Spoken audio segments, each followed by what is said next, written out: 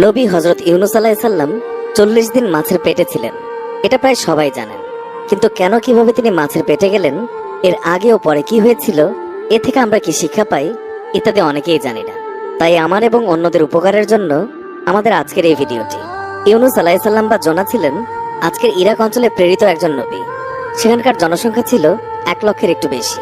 তিনি তাদের কাছে সৃষ্টিকর্তার একত্ববাদের এবং এক সৃষ্টিকর্তার উপাসনা করার আহ্বান জানাতেন, কিন্তু তারা শুনত না। অন্যান্য বেশিরভাগ নবীর মতোই প্রথমে তার মানুষের কাছে তার বার্তা প্রত্যাখ্যাত হয়। তিনি মনে প্রাণে চাইতেন মানুষ এই বার্তা গ্রহণ করুক।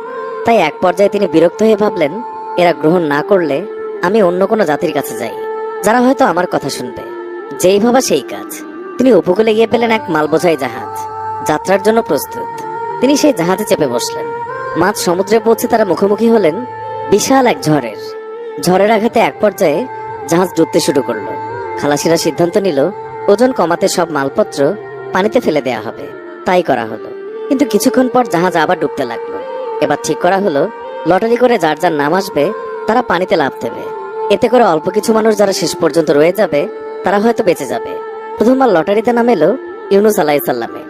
সবাই বলল, না, উনি সাধু সন্ত মানুষ, আবার লটারি করা হোক। এভাবে পরপর ৩বার লটারি করা হলো। ৩বারই নাম এলো হযরত ইউনূস আলাইহিস সালামের নাম। এবার সবাই বলল, ঠিক আছে, কি আর করা, তাকেই প্রথম ঝাঁপ দিতে হবে। বিসমিল্লাহির রহমানির রহিম বলে সমুদ্রে ঝাঁপ দিলেন ইউনূস আলাইহিস সালাম। এই সময় আল্লাহর নির্দেশে একটি বিশাল মাছ এসে তাকে আস্ত গিলে ফেললো। এটি কি ধরনের মাছ ছিল তা আমরা জানি না। প্রচলিত রয়েছে এটি ছিল তিমি মাছ, কিন্তু সেটা আমরা কনক্লুসিভলি জানি না।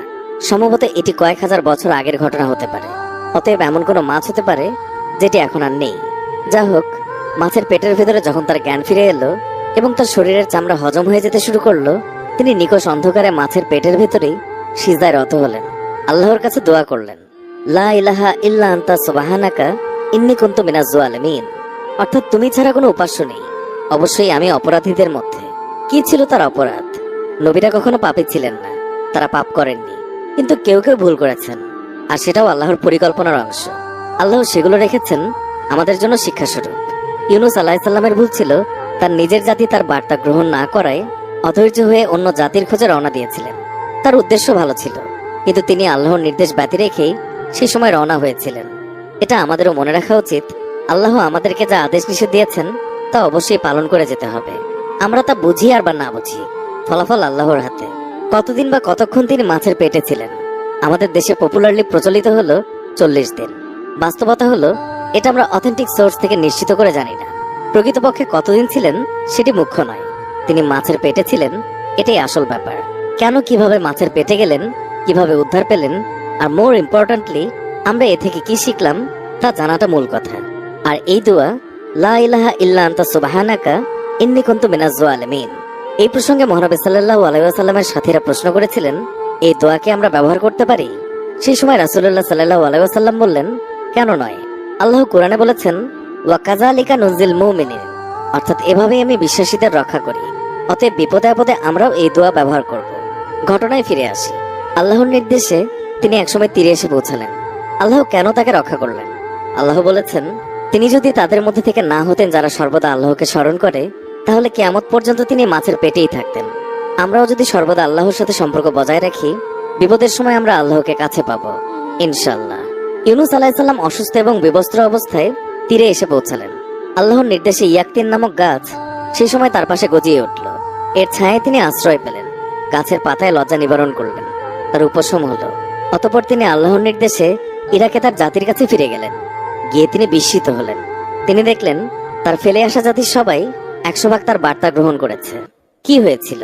ইউনূস আলাইহিস সালাম তাদের বলেছিলেন তার বার্তা তারা গ্রহণ না করলে আল্লাহর পক্ষ থেকে শাস্তি আসবে। ইউনূস আলাইহিস সালাম যাওয়ার পর বিশাল এক মেঘ তাদের এলাকা ঢেকে ফেলে। তারা পূর্ববর্তী জাতিসমূহের সাজার কথা জানত।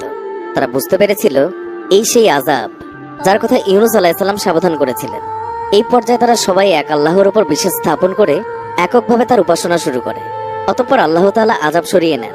ইউনূস আলাইহিস সালাম এবং আইয়ুব আলাইহিস সালামের ঘটনা থেকে আমরা একটি বিষয় শিখতে পারি, আর তা হলো দোয়া করা। আইয়ুব আলাইহিস সালাম আল্লাহর কাছে দোয়া করেছিলেন, আমাকে সুস্থ করে দাও। তিনি আল্লাহর প্রশংসা করে গেছেন আর ক্ষমা প্রার্থনা করেছেন। আল্লাহ জানতেন তিনি কি চান। ঠিক একইভাবে ইউনূস আলাইহিস সালাম মাছের পেট থেকে উদ্ধারের দোয়া করেননি। আল্লাহর প্রশংসা করে গেছেন এবং নিজের দোষ স্বীকার করেছেন, ক্ষমা প্রার্থনা করেছেন, আর আল্লাহ তাআলা তাকে উদ্ধার করেছেন। আমাদের মনে রাখতে হবে, আমরা জেনে না জেনে হাজার অন্যায় করি। এইসবের জন্য আল্লাহর কাছে ক্ষমা চাওয়া উচিত। আল্লাহ জানেন আমরা কি চাই। দোয়া কিভাবে করতে হয় তার বিস্তারিত আরেকদিন জানাবো ইনশাআল্লাহ।